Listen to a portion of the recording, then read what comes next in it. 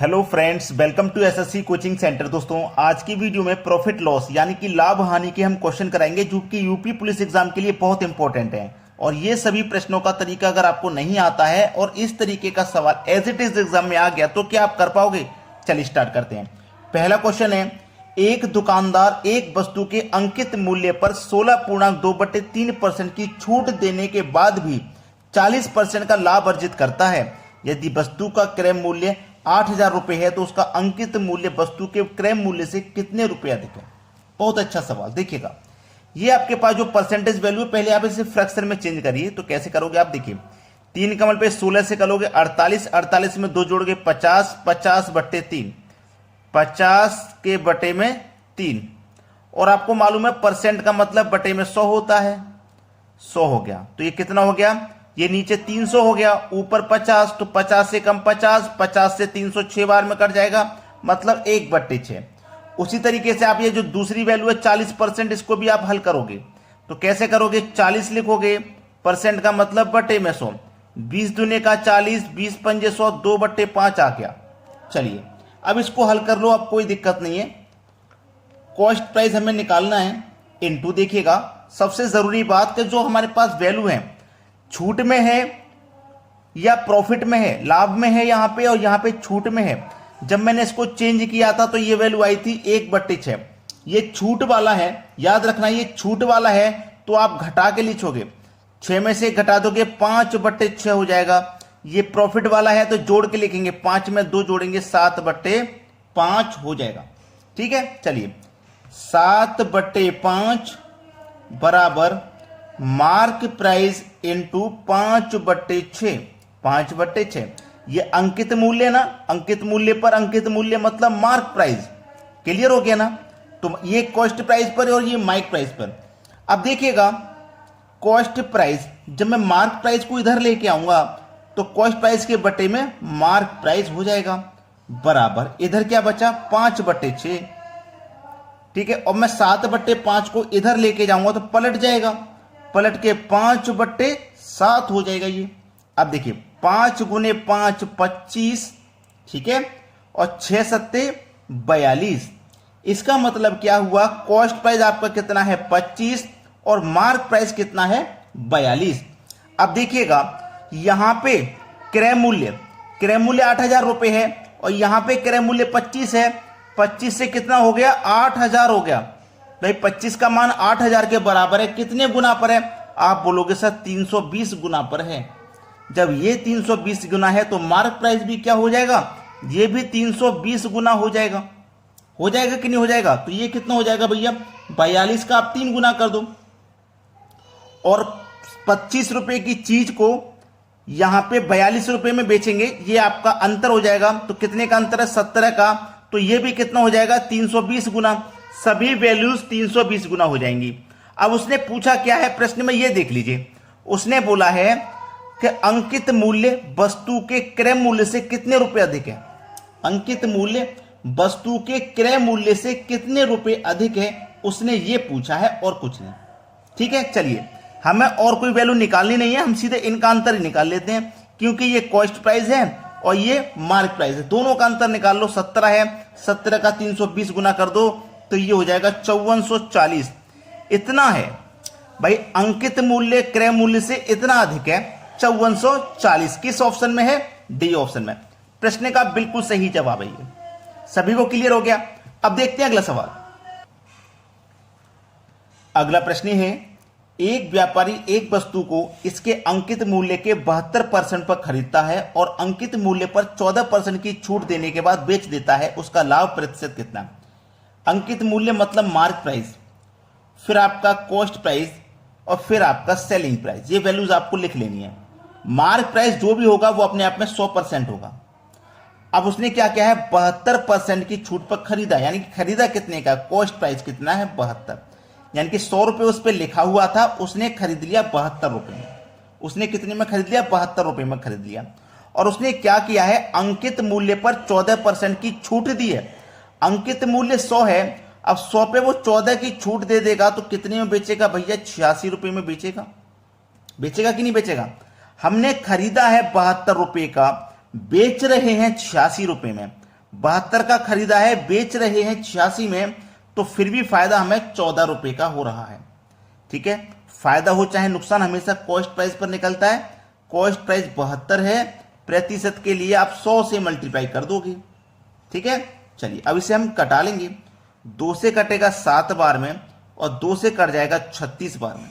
ठीक है, 4 नीम 36 और 4 से कट जाएगा ये 25 बार में। ठीक है, 25 का मल्टीप्लाई 7 से कर दोगे 175 हो जाएगा, डिवाइड में 9 आ जाएगा, कटा दो। 9 1 कम 9। ठीक है, 9 1 कम 9, 17 में से 9 कट गया तो कितना बचेगा भैया? 8, 8 में 5 जोड़ दो 85। 9 निम 81 कटेगा, कितना? 9 निम 81 कटेगा, 4 बचा तो 4 ऊपर बटे में 9। अब देखो ये किस ऑप्शन में है? डी ऑप्शन में। ये बिल्कुल सही जवाब है आपका। अब देखते हैं अगला सवाल। अगला प्रश्न है, एक वस्तु को 1134 में बेचने पर अनु को होने वाली हानि इस वस्तु को 10% लाभ पर बेचने से होने वाले लाभ के बराबर है। यदि वस्तु को 1354.50 में बेचती है तो उसका लाभ प्रतिशत ज्ञात कीजिए। देखिएगा, वस्तु अपने आप में, कोई भी वस्तु हो अपने आप में 100% होती है। अब 100% की चीज को क्या किया? 10% की, यहां पे 10% के लाभ पे बेचा है कि हानि पर बेचा है? बहुत अच्छा सवाल है। 10% के लाभ पे बेचने से होने वाली लाभ की हानि के बराबर है। प्रश्न को पढ़िएगा पूरा, तभी तो समझ में आएगा। एक वस्तु को 1134 में बेचने पर अनु को होने वाली हानि इस वस्तु को 10% लाभ पर बेचने होने वाले लाभ के बराबर है। यानी कि देखिए, यहां पे लाभ और हानि का प्रतिशत जो है वो बराबर है। लाभ और हानि का प्रतिशत जो है वो बराबर है, क्योंकि अनु ने 1134 रुपए में बेचने पर होने वाली हानि, यानी कि जो हानि होने वाली है इस वस्तु को 10% लाभ पर बेचने से होने वाले लाभ के बराबर। अगर हम इसे 10% लाभ पर बेचेंगे तो जो लाभ हमें होगा वही हानि होगी। मतलब हानि हमें यहां पे 10 की है, 10% का लाभ है तो हानि भी 10 की है। अब देखना, 100 पे 10 की हानि मतलब कितने में बेचेंगे? हम उसे 90% में बेचेंगे और रुपए में बेचने 1134 में। तो 90 की वैल्यू 1134, तो क्या करेंगे? 100% का मान निकालने के 90 से डिवाइड कर देंगे, 100% का मान निकालने के लिए 100 से मल्टीप्लाई। 0 से कट जाएगा 0, 9 से कटाएंगे इसको तो ये 126 बार में कटेगा, 10 से मल्टीप्लाई कर देंगे, ये हो जाएगा 1260। अब देखिएगा यहाँ पे प्राइस कितना निकल के आया? कॉस्ट प्राइस यानी कि 100% का 1260, और यहाँ कितना है? 1354। तो 1260 से हमारी कोई चीज 1354.50 हो गई, तो कितनी बढ़ गई भाई? कितना बढ़ गया? आप बोलोगे कि ये हमारा बढ़ गया है 94.50। भाई एक 1260 की चीज को मैं इतने में बेचूंगा तो 94.50 का फायदा होगा। फायदा हो चाहे नुकसान, हमेशा कॉस्ट प्राइस पे निकलता है। कॉस्ट प्राइस हमारा 1260 है। और प्रतिशत के लिए, लाभ प्रतिशत में पूछा ना, किसी चीज को प्रतिशत में बदलने के लिए 100 से मल्टीप्लाई कर देते हैं। अब यहां से दशमलव को हटाएंगे तो दशमलव के बाद 2 संख्या है तो यहां 2 जीरो आ जाएंगे। 1 जीरो से तो 1 जीरो ये कट जाएगा, और 2 जीरो से 2 जीरो आपका ये कट जाएंगे। अब 945 में 126 से भाग देना है, 945 में 126 से भाग देना है, तो 7 बार में 882 कट जाएगा। कितना बचा?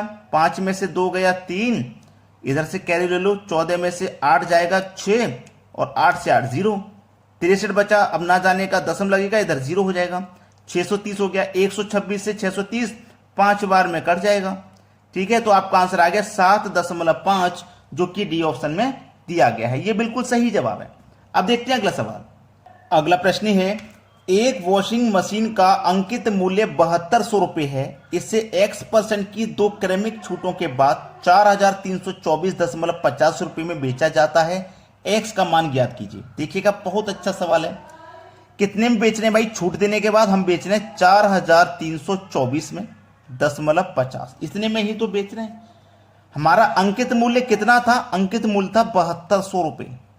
ठीक है, अब 7200 रुपए था, इसके ऊपर क्या कर देंगे? पावर 1/2 कर देंगे। कभी भी इस तरीके का सवाल हो तो आप उसके ऊपर 1/2 पावर रख देते हो। कोई भी चीज हो, इतने रुपए उस पर अंकित हैं और इतने कम में बेच रहे हैं छूट देने के बाद। एक्स का मान बताइए, तो जितने में बेच रहे हैं उसे ऊपर, जितना उसका अंकित मूल्य उसे नीचे, और पावर 1/2। जहां से दशमलव को हटाइए, 2 संख्या है तो 2 जीरो आप यहां ले लेंगे। 1 जीरो से 1 जीरो यहां कट जाएगा। अब इसे कटा लो, 9 × 72, 1 2 3 जीरो आ जाएंगे। इसे भी कटा लो 9 से। ठीक है, 9 से कटाएंगे, 9 चौक 36, 7 बचेगा 72, 9 अट्ठे 72, ना जाने का 0, 9 पंजे 45। ठीक है, 5 से कटा दो, 5 एकम 5, 3 बचेगा 30, 5 छिक्के 30, 2 0, 5 से इसको भी कटा दो, 5 से कटाऊंगा 5 निम 45, 3 बचेगा 30, 5 छिक्के 30, 5 एकम 5। तो ये हो गया आपका 961, नीचे हुआ 1600 और इसकी पावर क्या है 1/2, यही तो है। अब देख लीजिएगा 961 का जब मैं स्क्वायर रूट सोल्व करूंगा, पावर 1/2 का मतलब क्या है स्क्वायर रूट। अब 961 को मैं स्क्वायर रूट बदलूंगा तो कितना होता है 961 का स्क्वायर रूट 31, 1600 का कितना होता है 40। अब 31 रुपए की चीज को आप 40 रुपए में बेचेंगे तो आपके पास 9 का अंतर है, कितने पर 40 पर, और प्रतिशत के लिए या 100 से मल्टीप्लाई आप कर दोगे, आंसर आ जाएगा 20 दुनिया का 40, 20 पंजे 100, 9 पंजे 45 और डिवाइड में कितना 2, 22.5 देख लो किस ऑप्शन में है, सी ऑप्शन में दिया गया है, बिल्कुल सही जवाब हो जाएगा। अब देखते हैं अगला क्वेश्चन। अगला प्रश्न है, एक वस्तु x रुपए में बेची जाती है, यदि इस कीमत के 54.6/11% पर इसे बेचा जाए तो 22% की हानि होती है। जब इसे x रुपए में बेचा जाता है तो प्रतिशत लाभ क्या है। बहुत अच्छा सवाल है ये, ऐसा सवाल कभी भी आपके पास हो आपको बिल्कुल भी परेशान नहीं होना है। यहाँ पे क्या क्या गया 54.6/11, तो 54.6/11 में से आप 54 को अलग कर लीजिए, ये जो 6/11 है आप इसको ले लो 6/11, जिसमें x का मान आपका 11 हो जाएगा, x का मान 11 हो जाएगा। अब हमसे बोला गया है कि इतने परसेंट पर बेचा जाए तो 22% की हानि होगी। क्या होगा हमारे पास 22% की हानि हो जाएगी। अब ये मेरे पास x है, ये मेरे पास कितना है x है, 11 रुपए की चीज को हम 6 में बेच रहे हैं। कितने में बेच रहे हैं भैया 6 में बेच रहे हैं, समझना प्रश्न को, 6 में बेच रहे हैं तो यहां पे हमारे पास क्या होगा 22% की हानि। कोई भी चीज अपने आप में 100 की होती है, अब उसे हम 22 की हानि पर बेचेंगे तो इसका मतलब कितने बेचेंगे भैया 78 में बेचेंगे। जब 6 की वैल्यू 78 तो 1 की वैल्यू 13, 1 की वैल्यू 13 तो x हमारा 11 है, 11 का मान बता दो कितना हो जाएगा, 11 का मान हो जाएगा 143, 1 का मान 13 तो 11 का हो जाएगा 143। ठीक है 143 हो गया। तो हमसे पूछा उसका लाभ प्रतिशत क्या है। कोई भी चीज 100 की होती है और ये पहुंच गए हम 143 पे, तो इसमें हमारा जो कॉस्ट प्राइस है 100 उसे अलग निकालेंगे और जितना ज्यादा में बेच रहे हैं उसे अलग निकालेंगे। तो 43 ज्यादा में ही तो बेच रहे हैं, तो हम 100 से 43 ज्यादा में बेच रहे हैं तभी तो 143 में बेच रहे हैं, तो हमारे पास जो प्रॉफिट होगा वो 43% का होगा। बी ऑप्शन बिल्कुल सही जवाब है। अगर आपने अभी तक वीडियो को लाइक नहीं किया तो लाइक कर दो, शेयर नहीं किया तो शेयर कर दो। ठीक है दोस्तों, धन्यवाद।